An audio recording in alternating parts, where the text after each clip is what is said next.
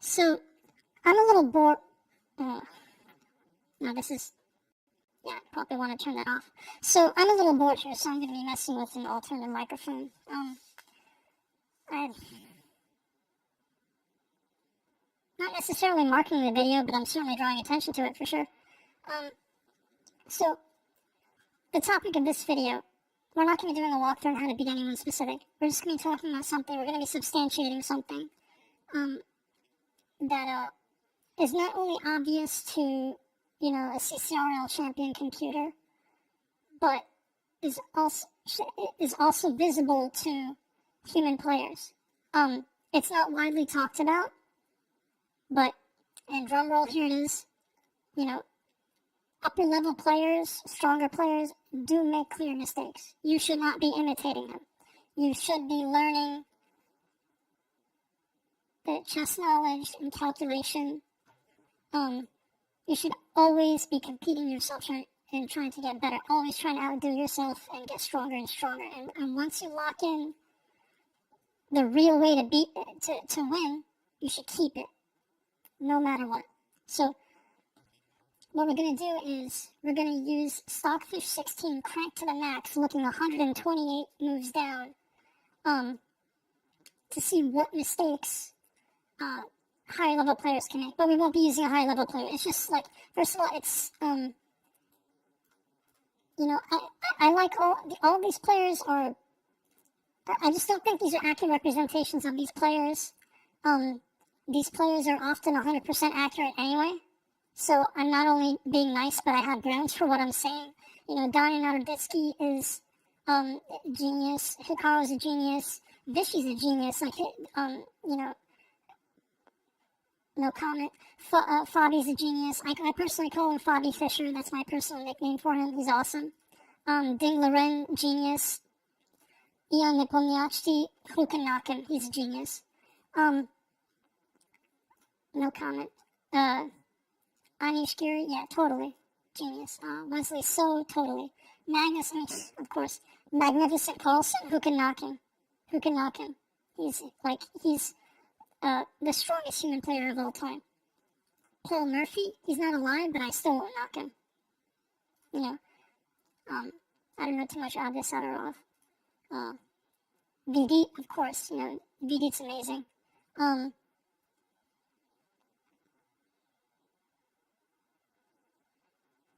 Yeah, so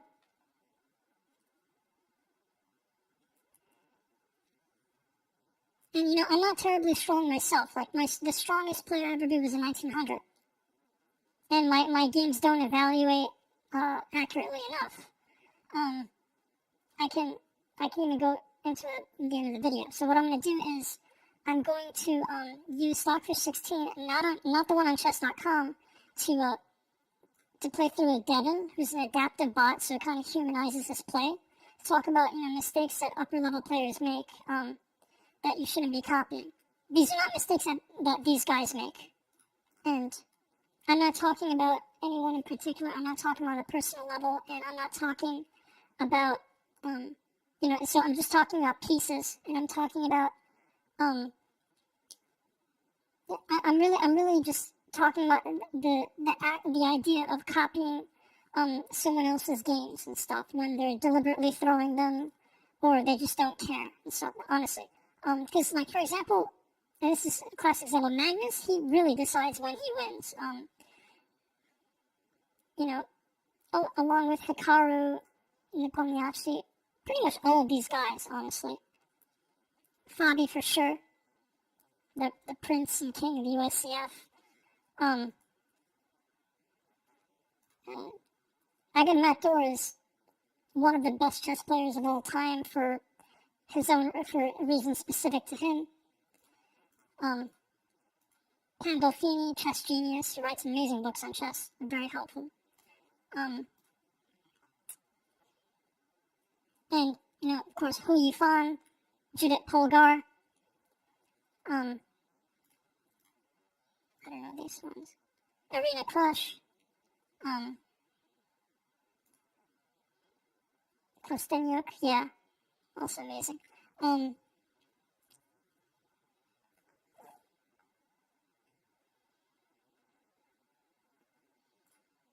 this guy, he's a nice guy, but he's just I don't know, his character is dog shit. I don't like thoracic people. Sorry. I just, he's done amazing things, but he gets my fucking nerves sometimes because he just says very provocational things, makes very provoking, disrespectful, offensive videos.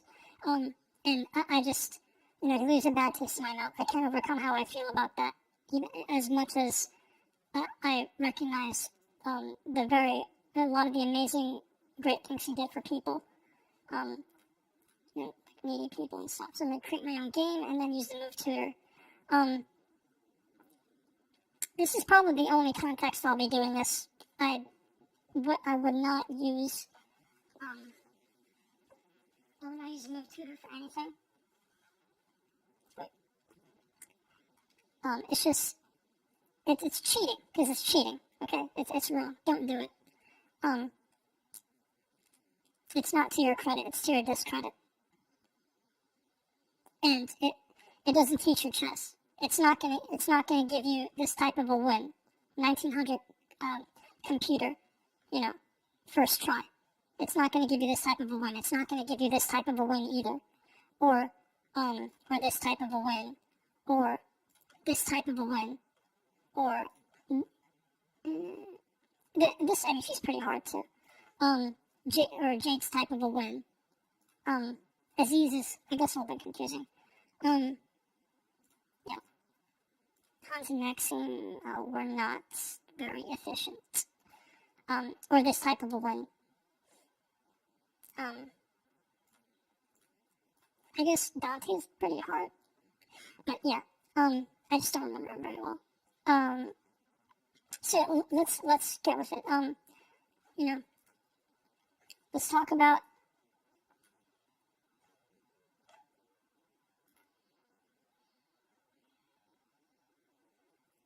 let's just go with help to move. Make sure, okay, this is a problem. Wait, look, tutor.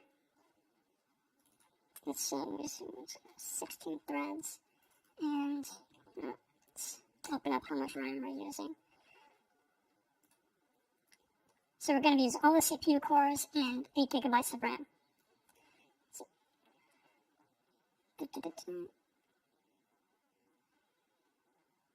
and later on, I'll be going on something pretty valuable to know in chess. And depth 128, 10 seconds is sufficient.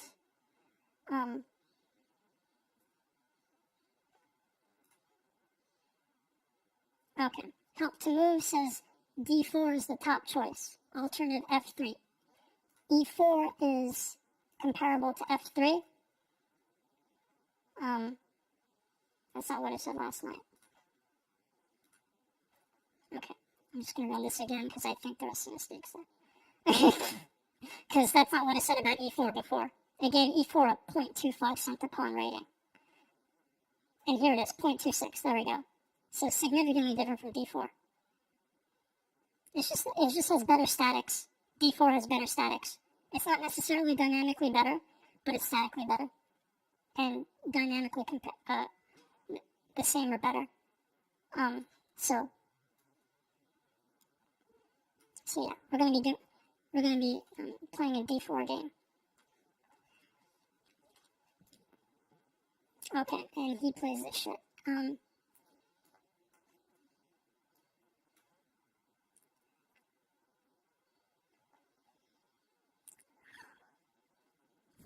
And we're going to be having him play as white, too, to talk about his mistakes, which are obviously going to be more severe because white naturally has the advantage.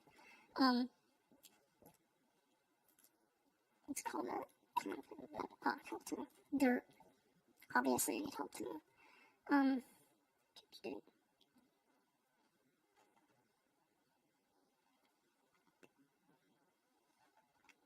Knight C3. Oh, right. Okay.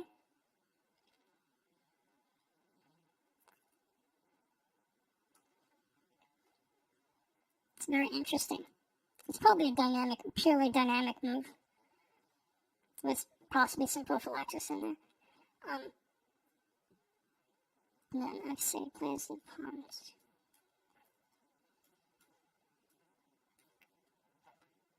He's behind on development.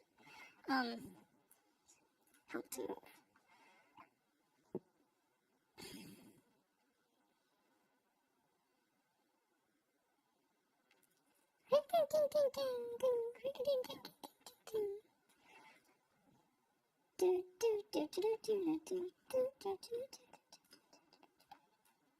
It takes,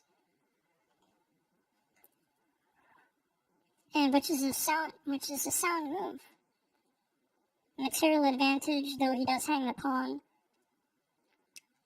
Actually, no, I'm trying to say that knight takes is a sound move. Whoopsie.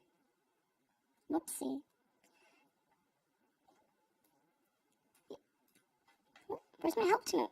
Oh, here we go. Now it's analyzing. It's just having a brain fart.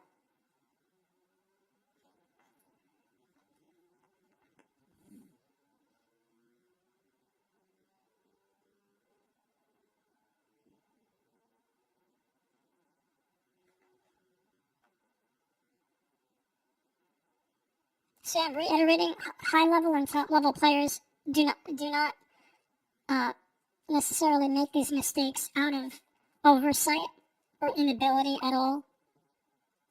It's just that they do happen.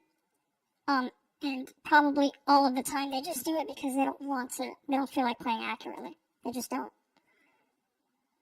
I would never try to say someone like Jan Nepomniachtchi, Magnus Carlsen, Paul Morphy, Bobby Fischer, Mikhail Tal, or Misha Tal, if you want to call him that, Donny Naroditsky, Benjamin Feingold, or Grandmaster Jeremy Sonnen, are limited in any way, personally. No, I would never. Those are all brilliant, great people, and I wouldn't take an ounce of credit from them, so just keep that in mind.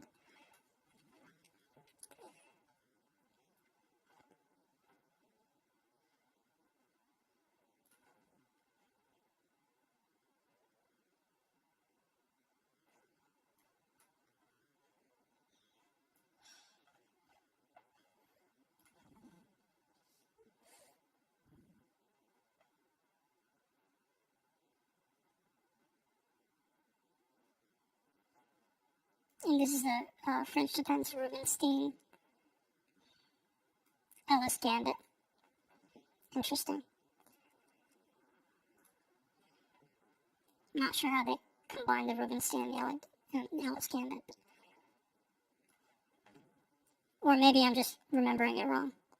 Whatever.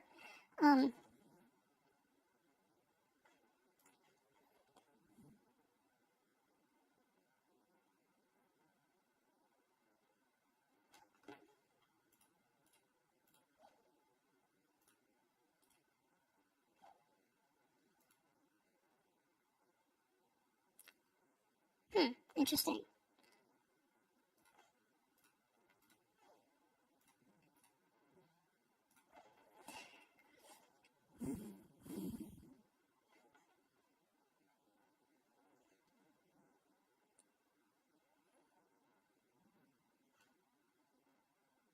Wait, what was the help to move recommendation? I missed it.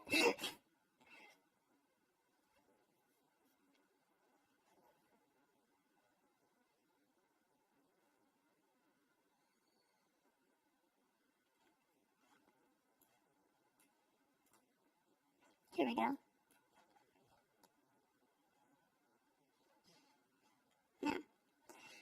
So, as you can see, I'm working on a 100% accuracy system for, for some purposes.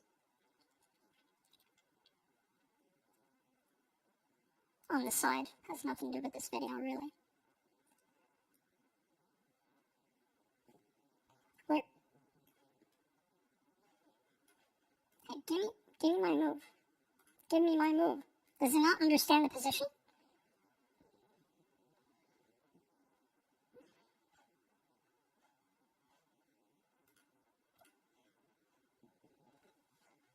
Why is it suddenly freaking out? That's weird.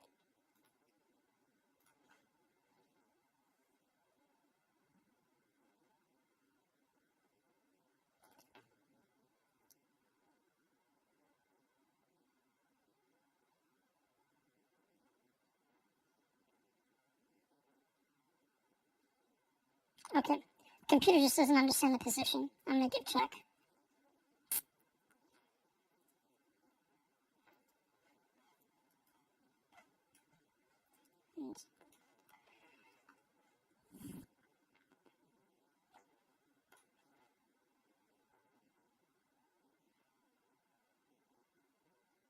It probably just takes longer than 10 seconds to calculate it. That's probably why.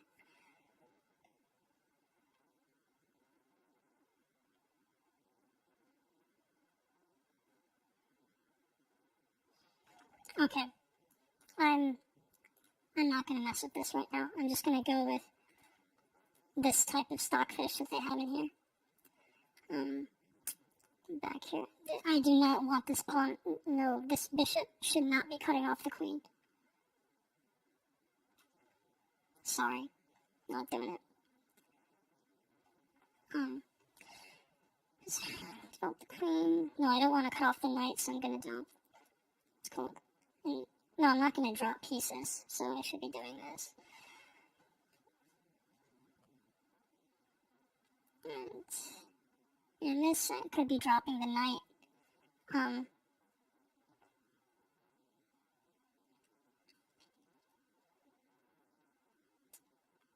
Let's see if we'll win the queen with this. He doesn't even... Oh, he really wants it, huh? Okay. Knight takes isn't even an option. Oh no, knight takes is an option with a little bit more thinking. It's got check too. It's got initiative, it's got check. And, could have a nice fork in there too. Let's see what we got. Yeah, you see we got the fork. But the computer's not liking bishop takes. It just likes these two, that's funny. Knight takes is very good. Doesn't risk the queen, because you move the queen, then that, it's like, why drop the queen? Just why? White is still winning. Forcing the blunder of the knight, very nice. Let's center the knight first. While we have tempos to use the queen. We're definitely not gonna move the king out. Bobby Fischer would roll in his grave. Queens off the board. Do you want queens off the board? Yes, because you want a castle.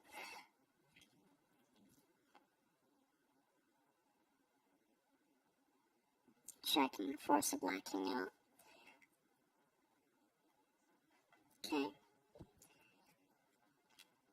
For me, you shouldn't have. That's funny. You had dual bishops, and yeah, it got more than enough material to still destroy him. I'm gonna stop this promotion of the pawn for damn sure.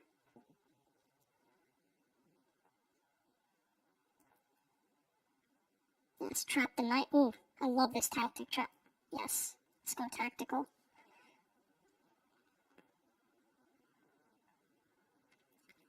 This is almost like a multiple choice quiz here. You force the knight in the wrong direction. Well, no.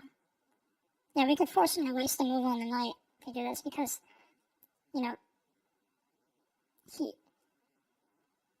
he's, so to do that, gonna defend this square and lengthen the diagonal of the bishop.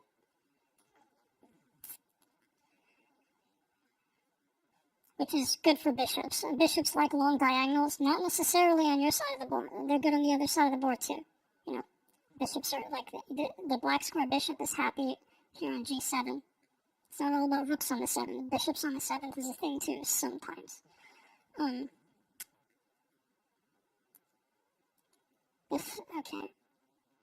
Yeah, so now that the king threat is there, that makes castling even more valuable. We're getting our best bang for our buck here by castling now. And of course check. Of course check. Of course. Trade bishops. No, I want to drop. Takes with knight, then takes. Thing is, if I'm sacrificing, I'm just opening up for this pawn. That's not very good. Pawn structure here. And looking down the lines of play, well, these bishops are going to be disrupting my pawn structure, so I don't go with that.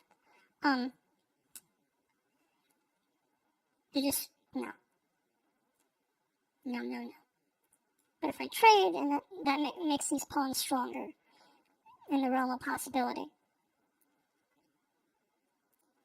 But I don't want to mess up my pawn structure. So, which means that, so it's really, I think, just on a quick thinking about it, it comes down to bishop d1 or knight takes, like white knight takes black, and,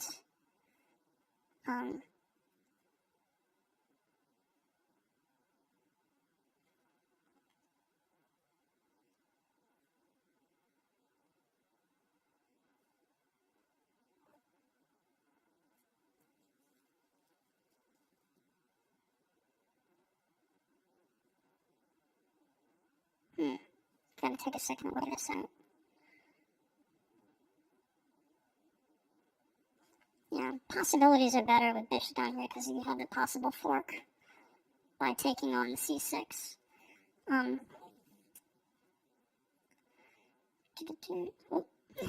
It's fine. Pushing the pawn up here, and then energizing the knight to move more, forcing knight takes, potentially.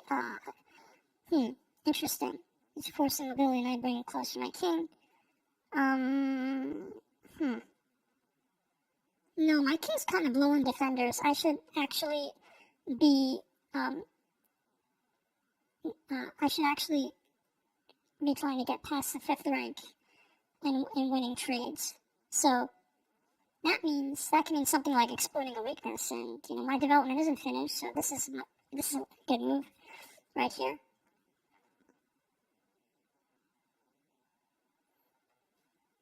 Now, can I take for free here? No, cannot.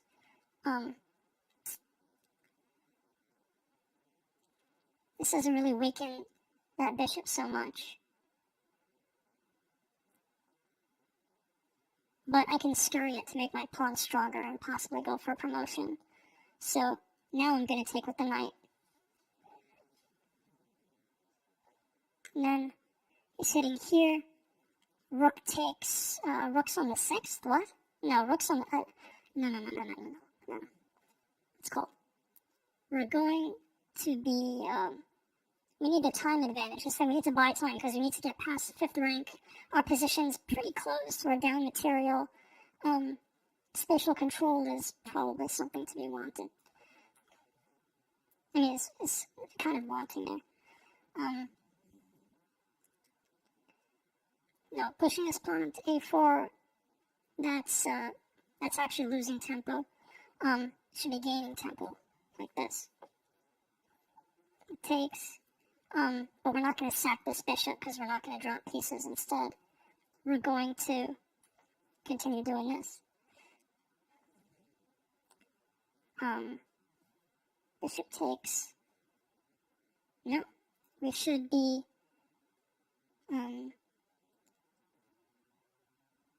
attacking with our pawns. I mean, we should get ready to attack with our pawns, so we upgrade our pawn structure here. And then, no, we're not going to drop the rook. We are not dropping the rook. It's too late to drop the rook.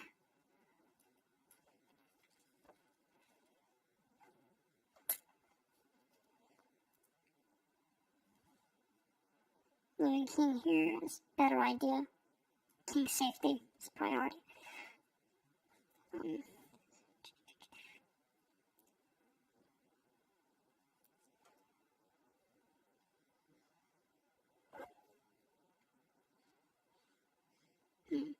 I like how the computer's encouraging promotions.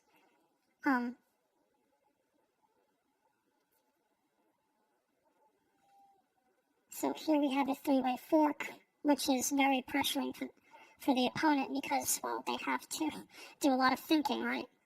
It increases the likelihood of a mistake. So just moving the rook up here for a little bit while my king is I guess, sort of safe. Because if he gives check, well, yeah, he's cut off his own rook.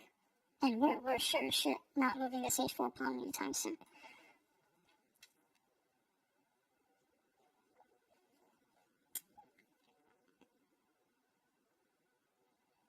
Here, okay, so the computer wants to recombine pieces to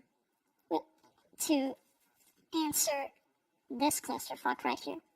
It's going to eventually look for weaknesses and, take bits of material, get spatial advantages and stuff, and analyze things, do things to do this. But if we want to get stronger faster, to do that, we actually should be pushing this pawn instead.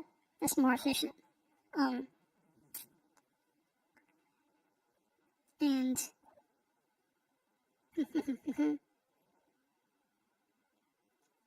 yeah, this problem with the black rook here.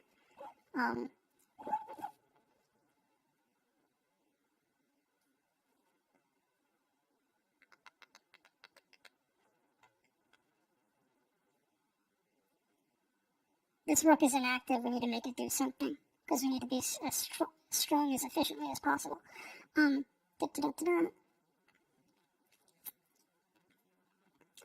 We can kill that black bishop, but I could force him to move, in which case I lose improvement on my bishop.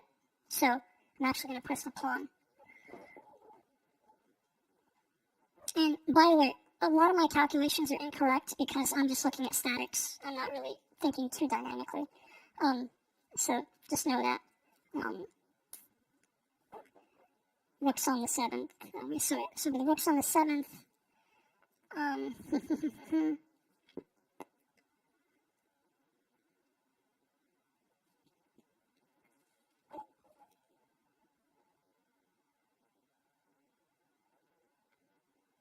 Yeah, rooks on the 7th is strong enough now that the opponent's scattered and not really supporting themselves very well.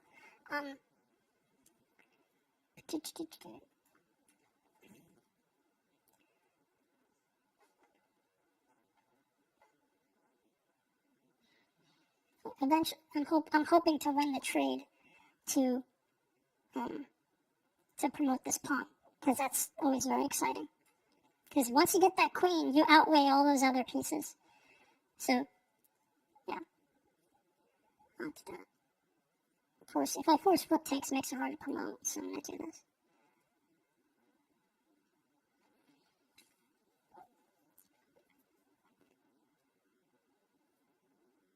Force promote. I'm not dropping the bishop.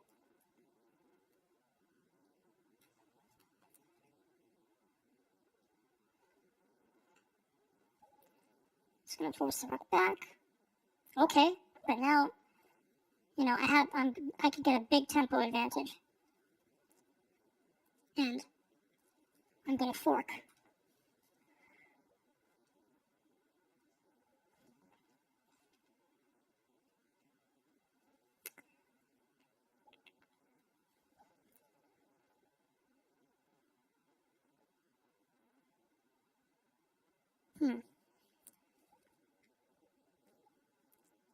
That pawn is undefended.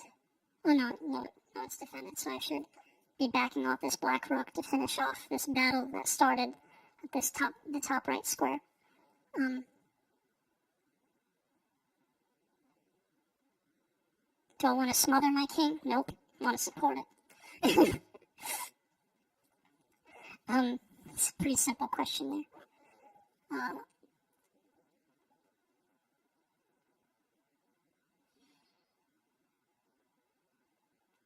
Takes here on the path to promotion.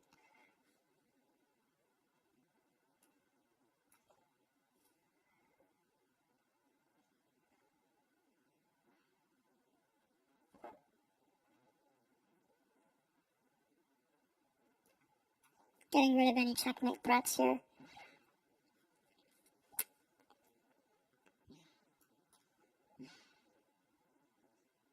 Oh, that pawn was unprotected.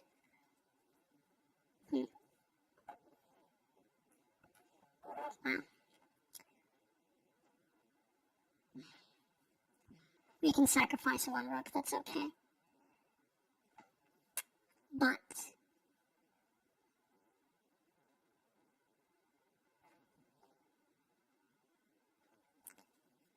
so now walk into a check. We did 2 perpetual checks, go for a third, and then limit it there.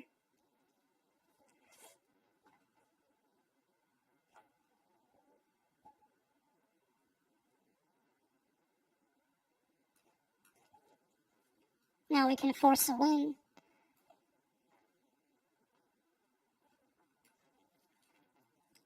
This is probably not check. Yeah, I don't think it's trying to check me.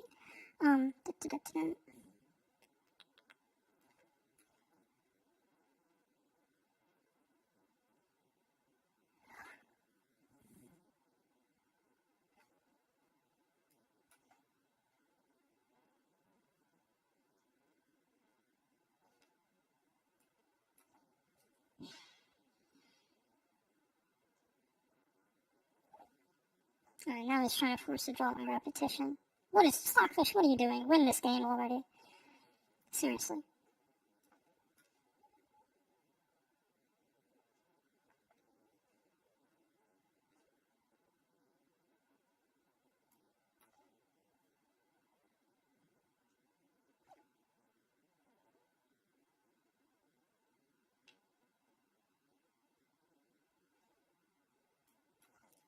I think we're not forcing mate because of that rook. So.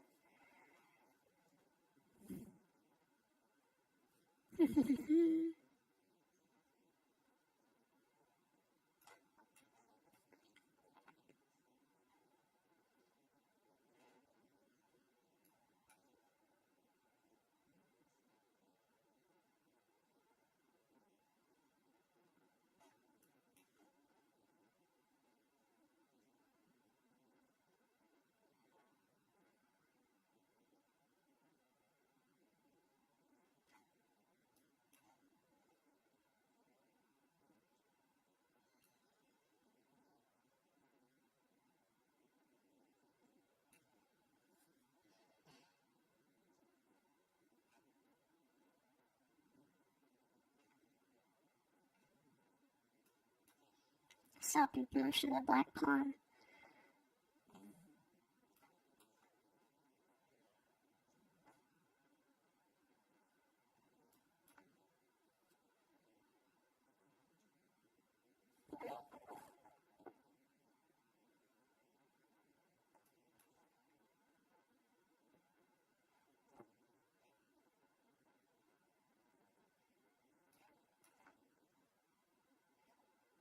So, yeah. Now, let's go to the game review. So, Devin definitely messed up his timing. Because a lot of ideas don't agree with each other, but everything agrees with each other at a certain time. Where's the mistake of Stockfish made? According to Stockfish. It's claiming could have played the rooks more accurately. Yeah. The timing for rooks on the 6 was not optimal. That's probably what it's referring to. Missed pins. Probably not so valuable. Rooks on 7th. And it definitely blundered mate for sure.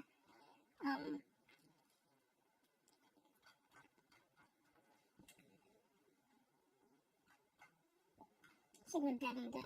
I'll flip the board.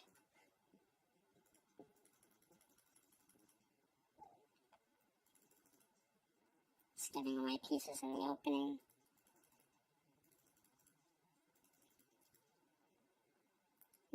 It's being too prophylactic, I think. He needs to respond to, how can I put it? And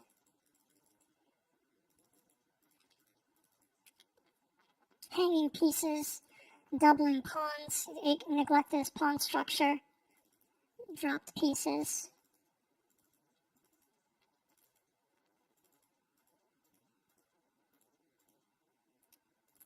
Again, he hangs the rook. You don't need to do that. Rook's a small piece. It's not going to do what you think it's going to do. It works statically. it's not really a good dynamic move to generally do that.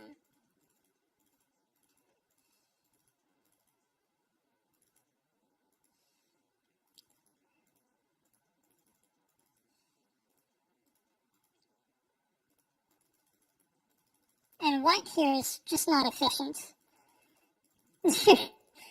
But that's me. I just like a longer game. White here only played a 13-15. That's funny. 63 moves. Yeah, that's a long game. I'm going to run the analysis on this while I'm playing as black. I'm having Devin play as white.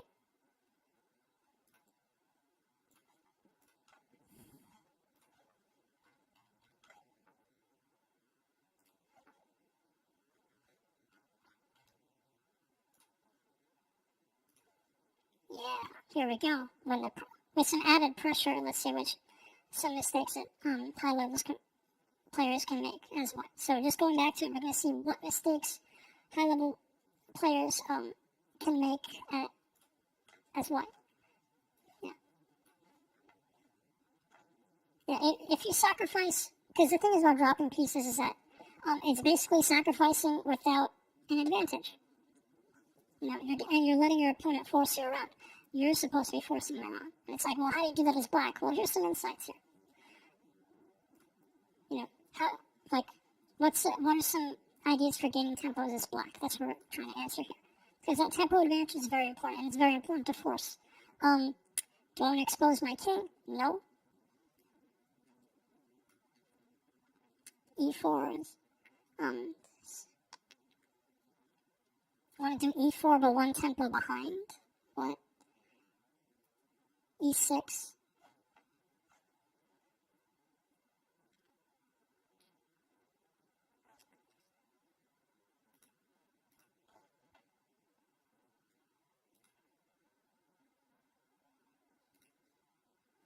No.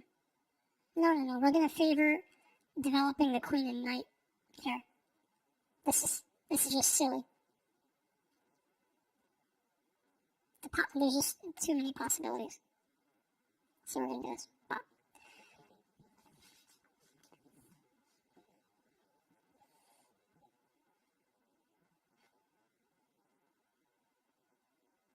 And he wasn't going to push the pawn anyway.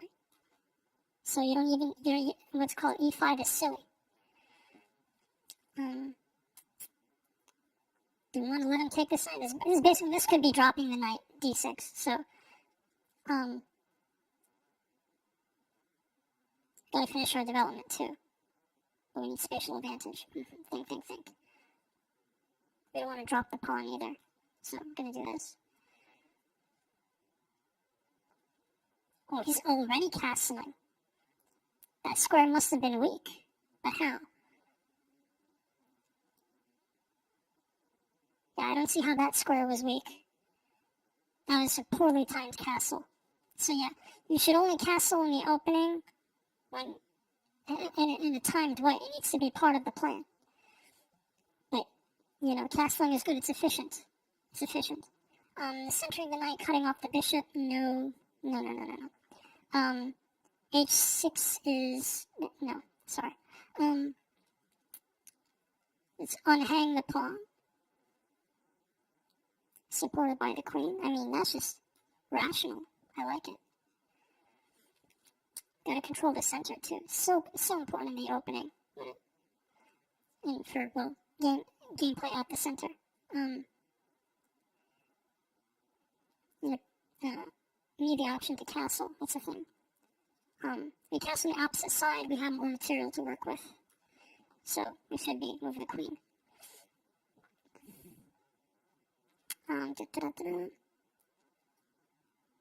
Yeah, no, we're totally going to finish development, but we're not going to neglect the awesomeness of the knight.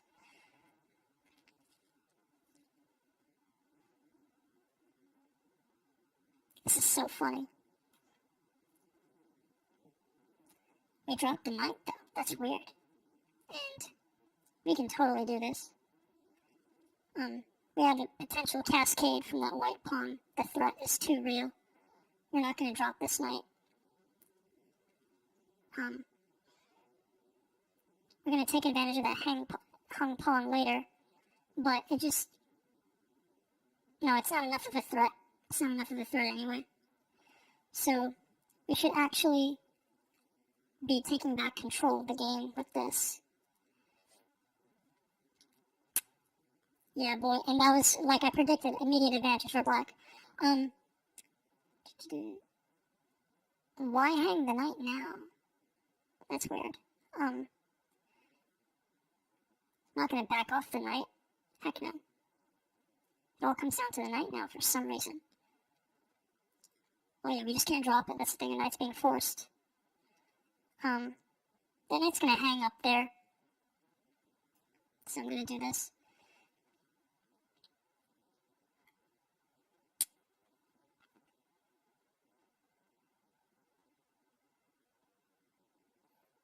We don't need to take with this pawn over here because the knight's protecting the thing.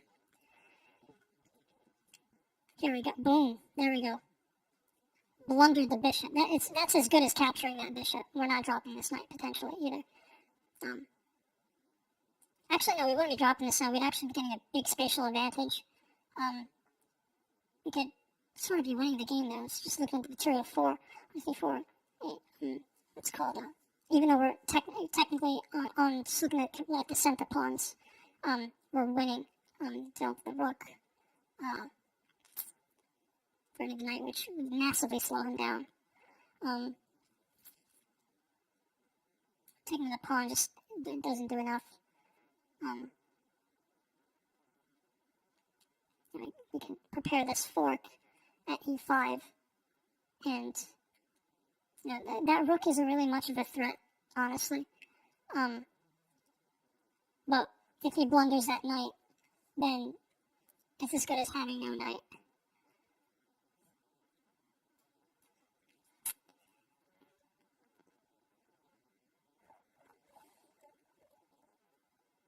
He doesn't even take.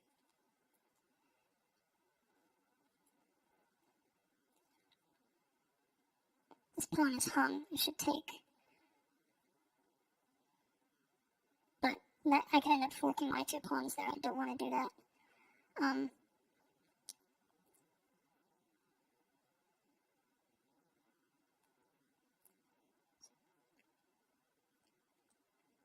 Let's pressure.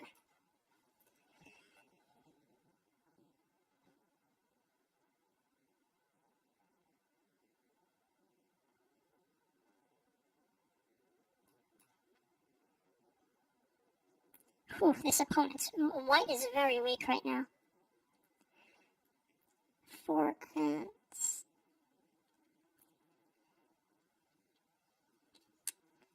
See what attacks on the king side we have here. No, I'm not cutting off my queen. They're crazy. I'm developing. That's strictly to my benefit. See, the opponent can't even do anything there. It's over here. It's pawns. Yeah, we need mobility and the queen need piece mobility. So yeah, we're definitely going to do this to free the queen. The queen's overloaded because she needs to move and protect the pawn at the same time. Oh, checkmate threat. What are you gonna do? What are you gonna do? Gotta do something. Oh, that's it? That's it? You're gonna completely slow down your game? You continue the checkmate threat. Oh, he took back. Not good. Not good. Checkmate threat. What are you gonna do? Got the tempo advantage now.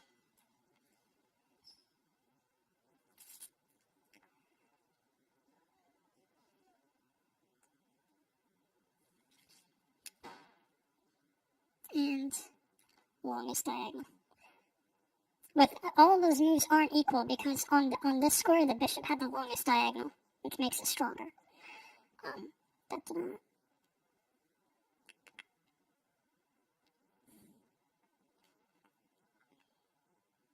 This rook needs to do something, but it should be able to see the other rook easier, so I'm going to do this. But I don't take. Oh, that's right, because that rook would be hanging there.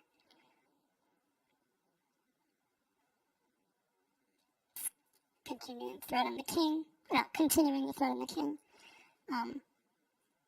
I like this.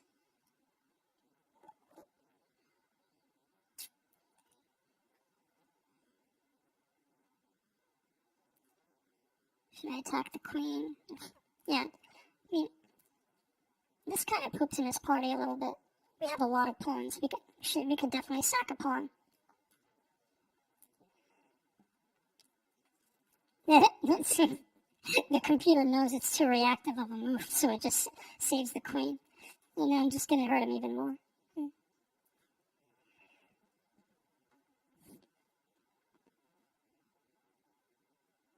The best defense is a counterattack. So, bam. Thank you, Jeremy Sullivan.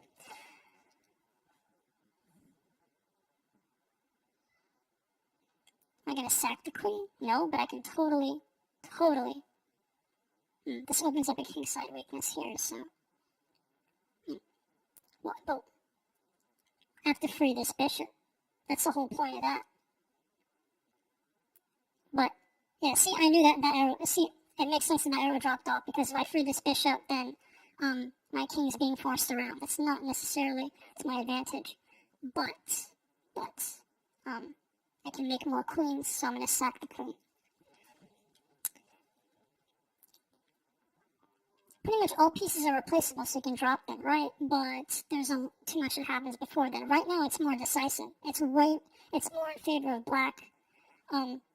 So, yeah.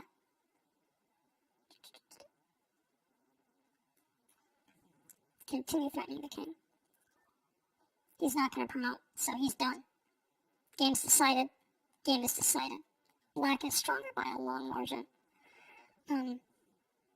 See, that's where dynamics is important. Because if you don't understand dynamics, then, you're always going to think about statics, and you're just going to keep losing, because you're not thinking down the lines of play.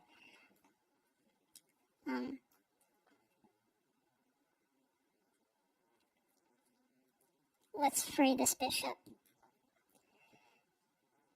And da-da-da.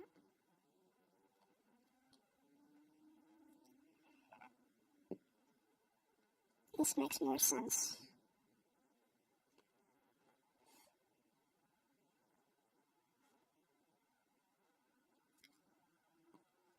We have a tempo advantage here because there's just not much material to deal with, so I'm going to start forcing around the king with some preference for promoting. So we're going to move that pawn to f5 and going to free the king.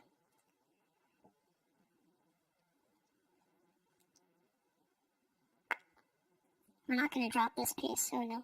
This piece is going to do work. We're actually going to trap the knight.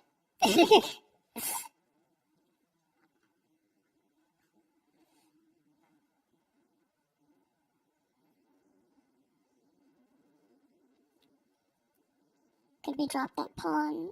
No, we shouldn't be dropping that pawn. But we can always play the center.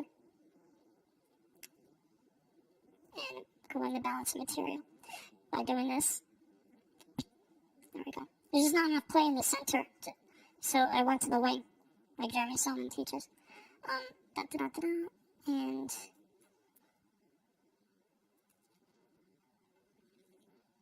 wait, that was check? How was that check? What's going on?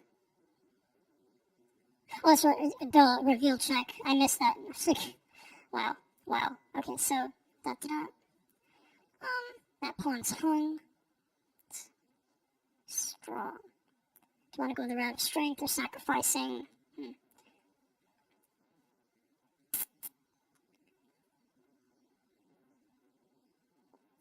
Checkmate threats beat strength, so I'm gonna do this. And black is completely fine.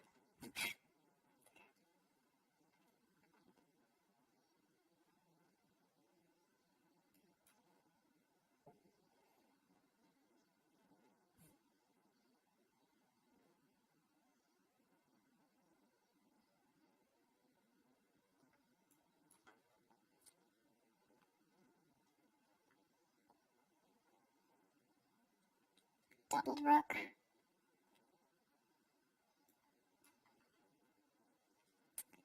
I think let's start checking stuff. Let's clear this out. Get rid of any possibilities for checkmate. Let's go back here. Interesting. Not control over the situation with the rook, though. Pass the pawn. What are you gonna do? Nothing. That's funny. It just moves, and it's for nothing. It's a waste. That's such a very badly informed move. Rook's in an open file. Why? For what? It doesn't even do anything.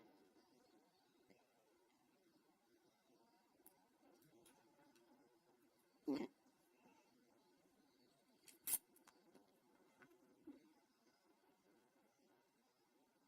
Trap the knight. We're gonna trap the knight and force it to get eaten, possibly.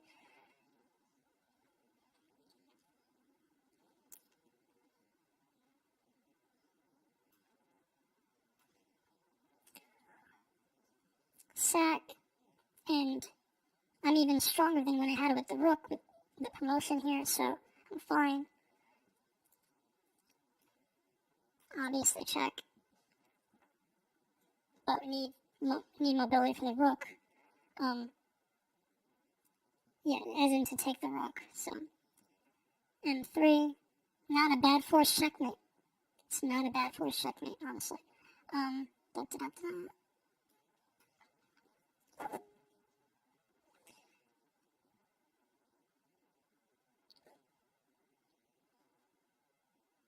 In line with the king, offline with the king, inconsequential. Just trying to think of... Oh, obviously I want to threaten the rook too.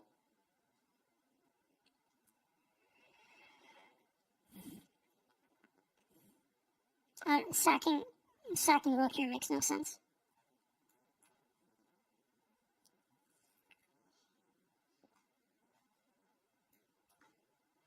There you go.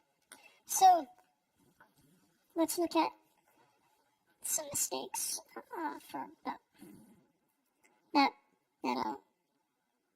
white made that white can make. So, even when the player has advantage and stuff, what are some more overt mistakes? Okay, just going against the computer. This is very different. This is the probability of winning is significantly lower for e4. So just don't pick that.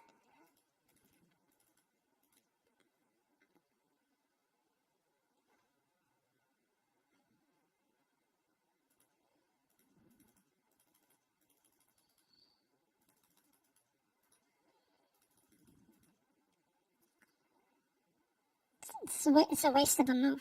It's being prophylactic or developing blindly.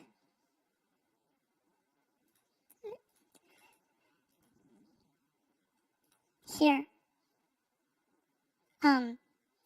Shouldn't be cutting off your own pieces. What white should have done here, I think, is, well, you obviously don't want to drop that.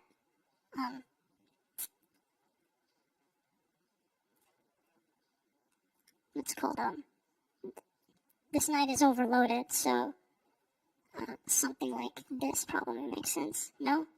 Whoops. Wow. That? No. Oh, just bring it back. And I guess allow the knight its mobility, because I see the idea here is to threaten to move that knight. So, and win some significant material, like as in the bishop on the black square. Yeah. Okay.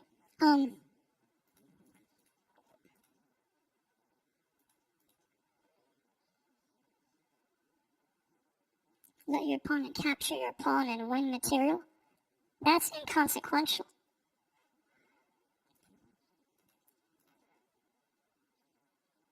Fair move. No, it's not. No, it's not. It's actually terrible. But okay. And the next move proves it. So, it's wasting a tempo. could be doing.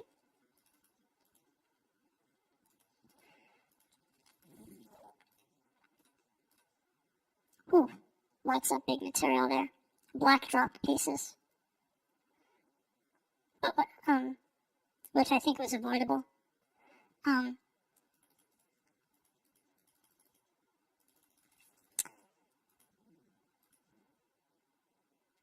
Okay, white did not prioritize kingside safety. It happens with the even top level players playing as white. You see it here because Devin can play like a 3,000 elo game. And I'll show you what I'm talking about. We go to my analysis here.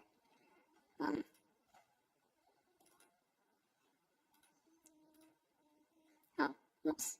I need to run the analysis. Oh no. Whatever. Depth 50. Let's do it. Anyways. Wow, that was stupid.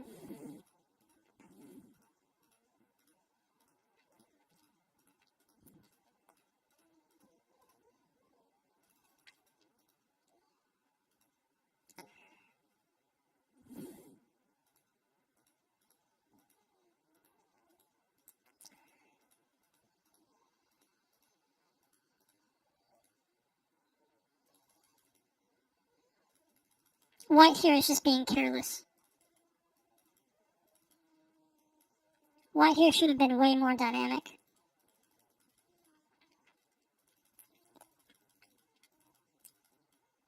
Yeah.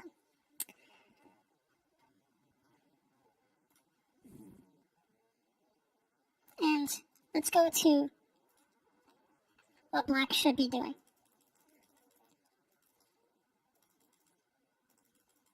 Black, of course, has to be, should not try to imitate. And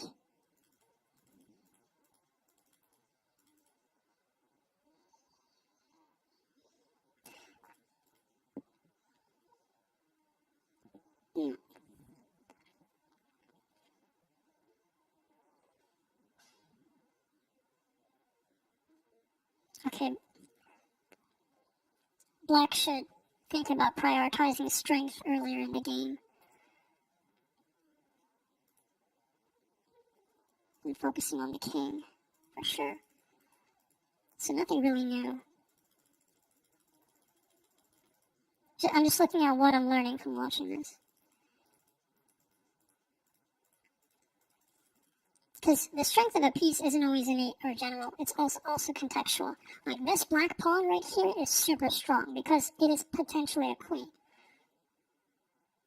And, significantly, it could also be a knight and then take on the next turn.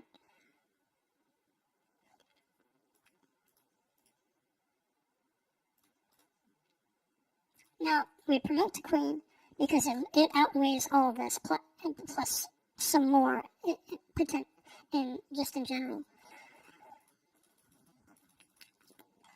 There you go. And I'm really upset that I'm going to finish this analysis. So, once it's finished,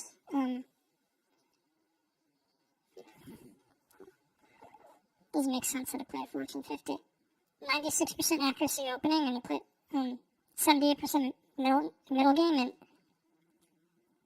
and put match support, and that doesn't make any sense. Yeah, so this is still high level play. 71% accurate middle game.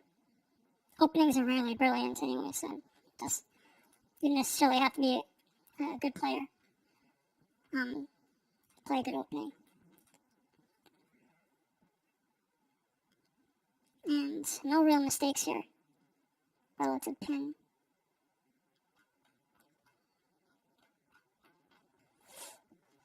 Yeah, so there you go. There's some mistakes high level players make and what they should be doing when they're playing as black. Let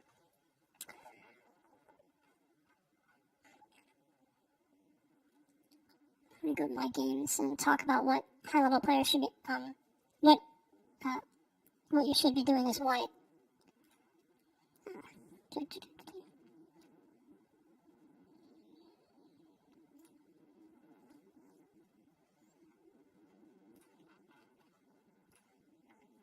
That, for starters, you should be doing that with the option of knight g3 I believe, or is it knight c3? Oh, knight c3, sorry.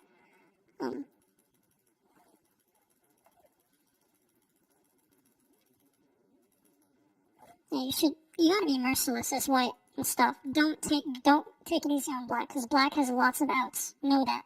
So white should know that black has outs. Should not take white lightly. I mean, black lightly at all.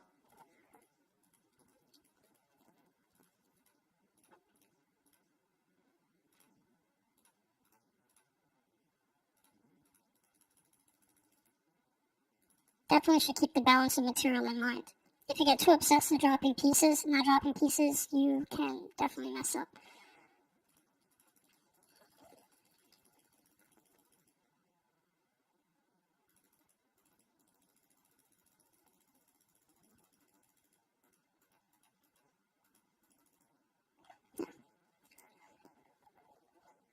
And let's just do an instructive game. Well, Jimmy. Okay, we'll do Jimmy. Yeah, why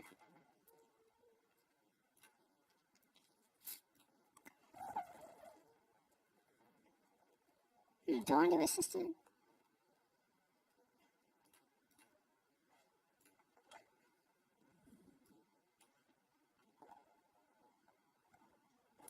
Going for quality.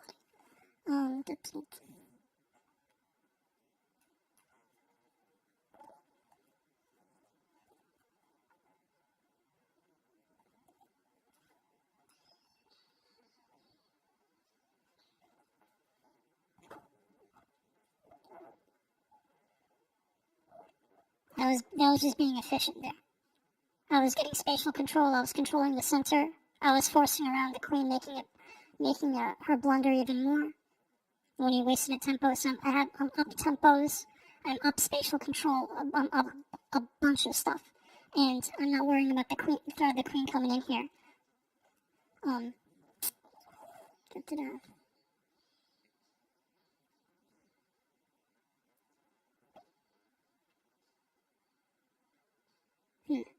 Precarious.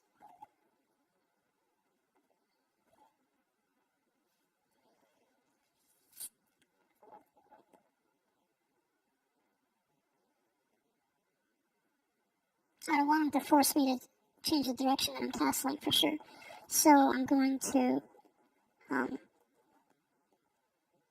advance my knight for sure, and I'm gonna take some load off my queen.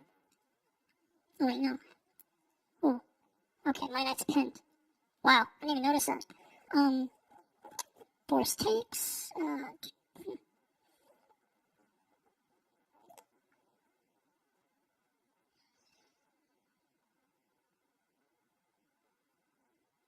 No, obviously I'm gonna counterforce.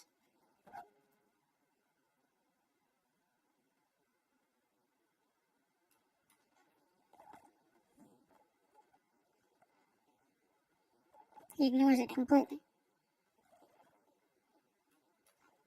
I'll have to make sure to take a lot. I just have to time it correctly, so it's not necessarily to my disadvantage. Starting my knight.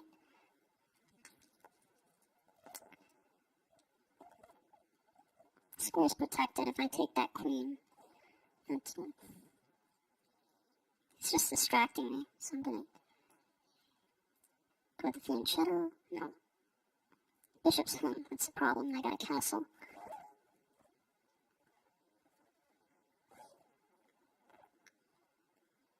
This frees my bishop, because then if this pawn moves, then I'm good. Let's cut off this access to this key pawn too.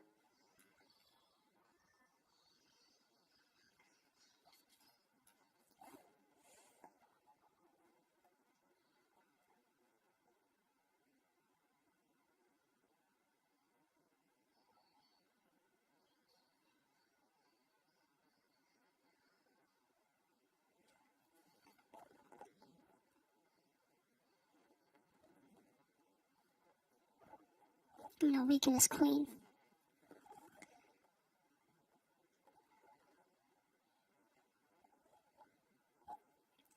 I'm gonna trade queens. No, there's no need. I can totally terrorize him with a queen.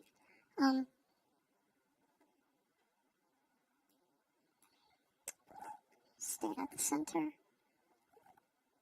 Pretty good.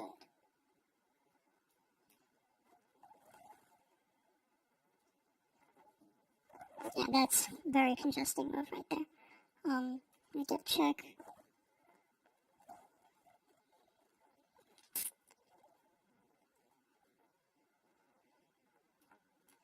Forking check here.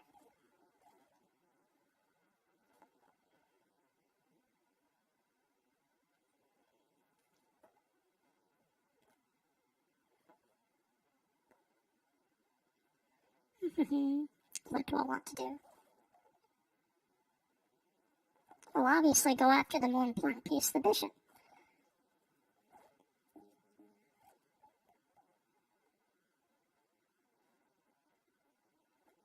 Sack the knight?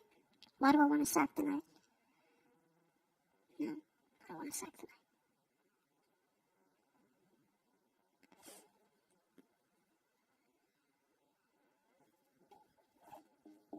More interesting possibilities by taking the load off my queen here. Thing is, this position's getting me nowhere. And I gotta develop, so I should be doing this.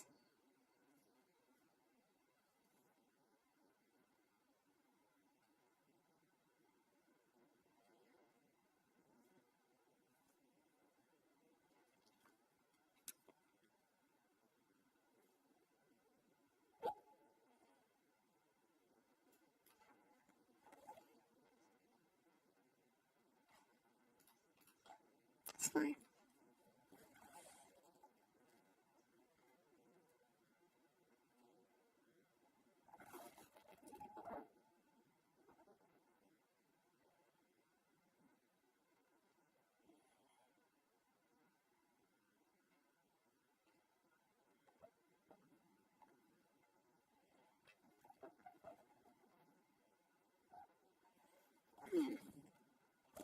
Gotta make this bishop do something.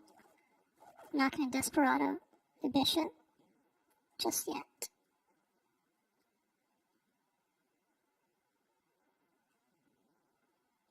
I should move this queen, but I just where?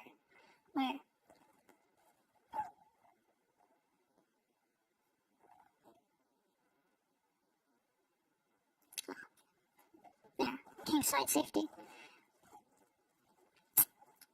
And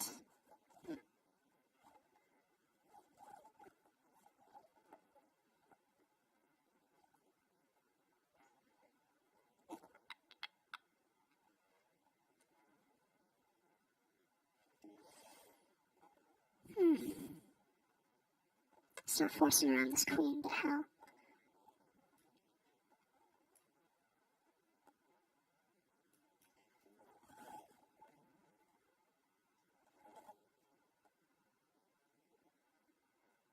Oh, this is a minefield for this queen now.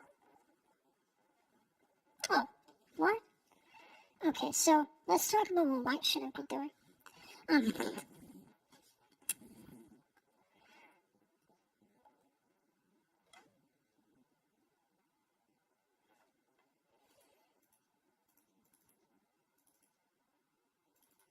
White shouldn't be doing unnecessary stuff like that. So that's a weak move. Doesn't do anything. So yeah, don't do stuff you don't need to do.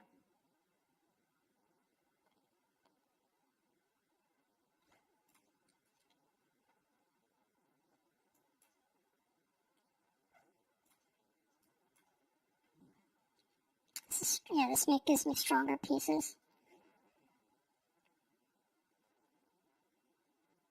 Okay. Yeah, definitely got to develop to make your pieces stronger in the opening. The opening's not just about development.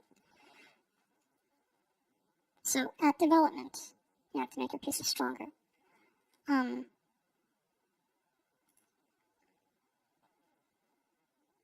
Capture a free pawn. How exactly? Well, with this.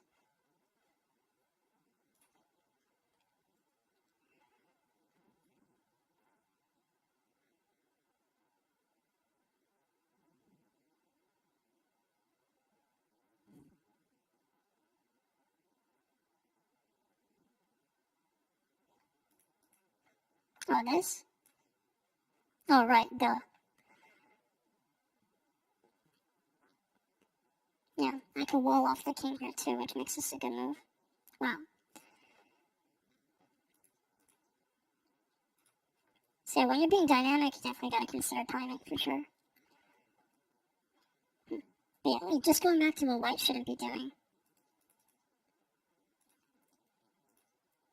This was such an innocuous idea. I don't know why I did that.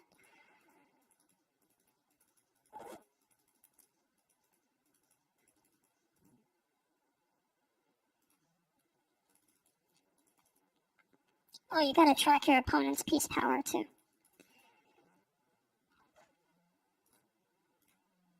Wow, that's like the first time Jimmy beat me in the longest time. Okay. It's about what white should be doing. Again,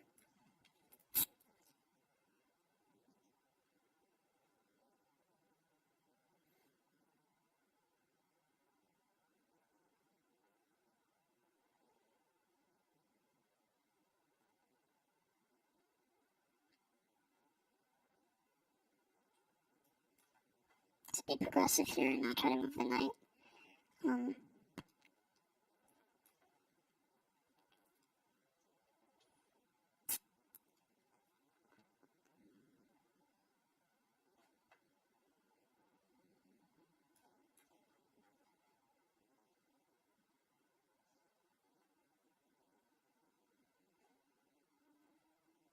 He doesn't see the threat. I think he might have lost the game right here. Let me see. Yep. So yeah, definitely gotta, be more efficient in the opening. So should be running at the center. Let's make this pawn do work. Maximize what we get out of this pawn here. Ooh. Yeah, definitely need to think about maximizing effectiveness.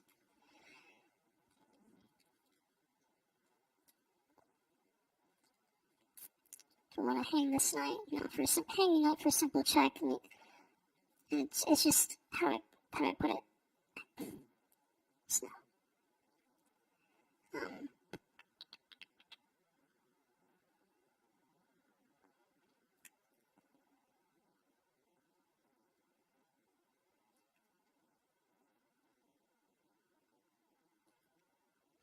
G3 is too prophylactic.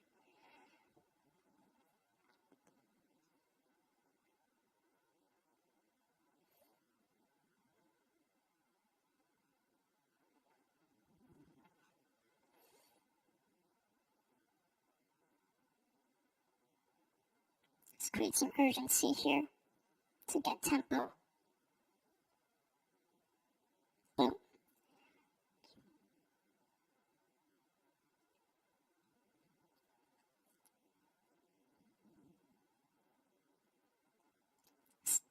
Encourage this king to come out. Wait, no, we shouldn't do that. Got this though.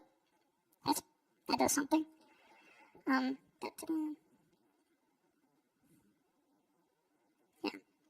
He has to replan now because of that.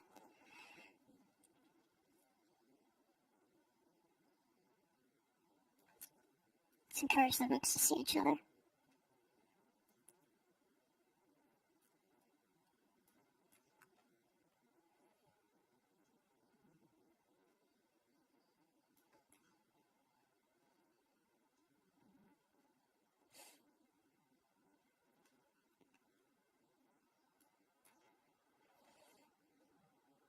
See? You got it. If you can stab at the heart repeatedly, do it.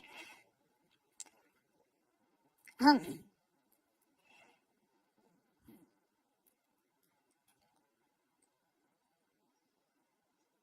but he doesn't move the bishop.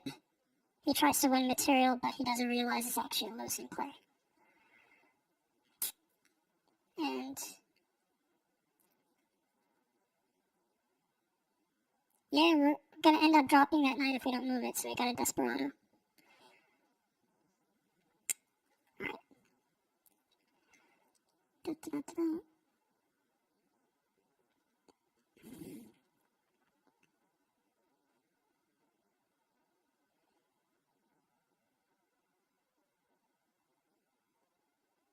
Yeah, I'm gonna trap this knight with another knight, meaning once I move to e5, this knight only only potentially survives if it moves to d5, but you know, I'd be taking and centering my queen, so this is very forcing right here.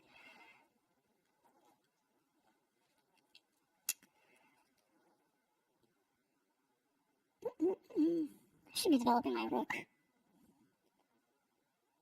but have this. I can continue being aggressive with the queen, and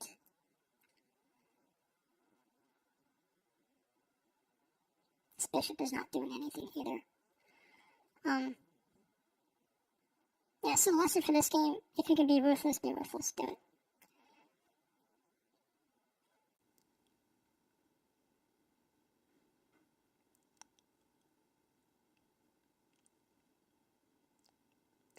Let's continue to protect this queen. Wait, no. What am I doing? I'm gonna force knight takes. Potentially.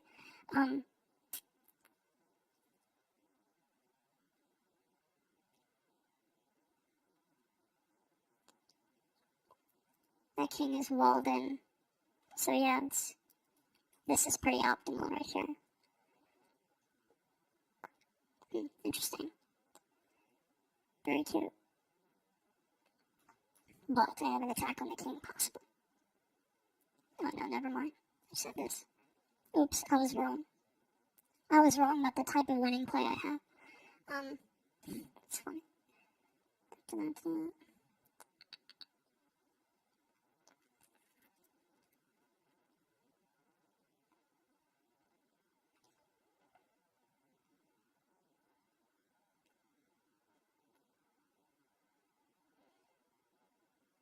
More freedom for my pieces.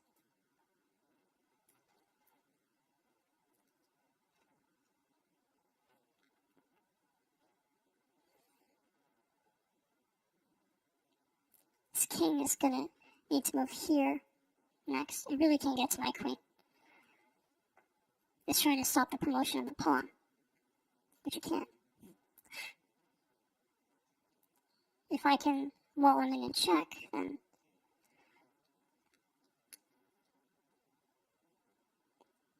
checkmate threat isn't really there yet.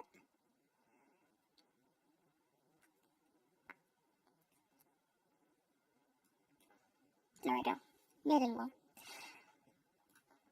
So yeah.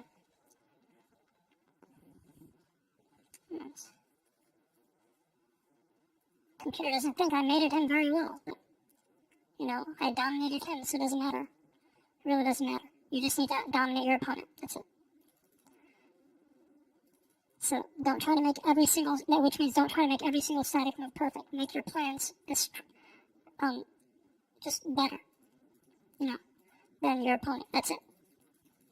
Saves energy, and it doesn't give you away.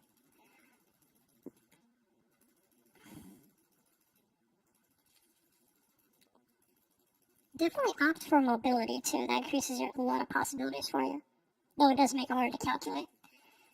But on grounds, it makes things better.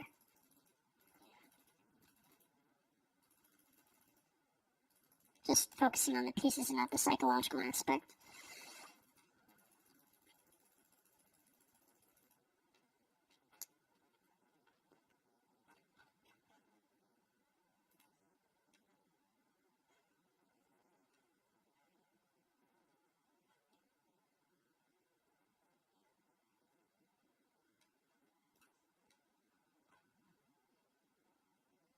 Just made a mess and an inaccuracy. It's not a problem.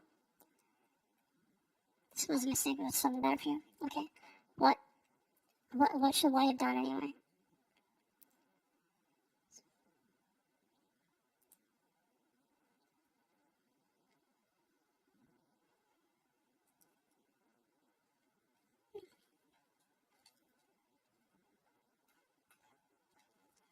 No, yeah, that queen is hung anyway. Yeah, this makes sense. It's efficient and it limits the black squares that control the bishop, but very weakly, honestly.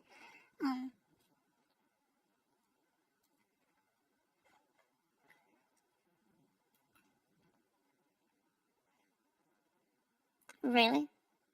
Leaves a pawn without defenders? Really? It doesn't make the king side weaker? Really? Because the queen can't touch that.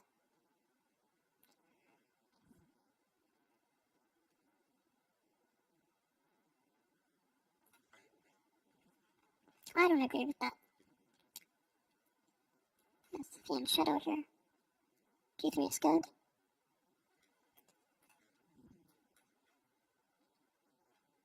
I like E3 because I can check. Possibly.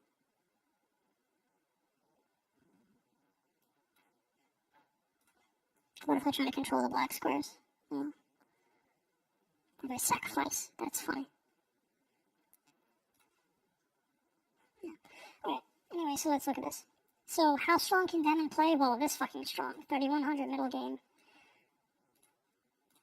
And this is looking 100, like 50 lines down. So, there's little to no debate there. 3, 2, 4, 1.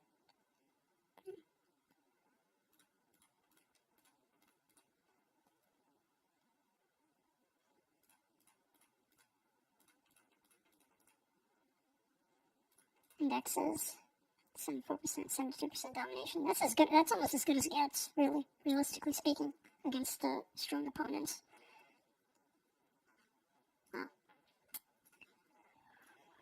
Wow.